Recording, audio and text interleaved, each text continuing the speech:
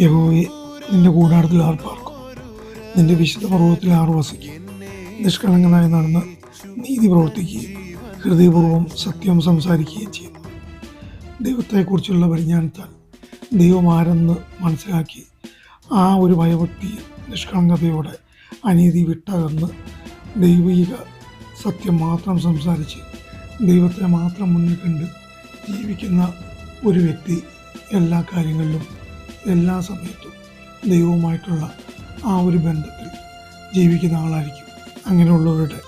അങ്ങനെയുള്ളവരുമായിട്ട് ബന്ധപ്പെടുന്ന സകല വിഷയങ്ങളും, അവരുടെ സകല ആവശ്യങ്ങളും, സകല നീതിയും അറിയുന്ന ദൈവം അവർക്ക് വേണ്ടി വൻ കാര്യങ്ങളെ ചെയ്യുവാൻ ശക്തൻ.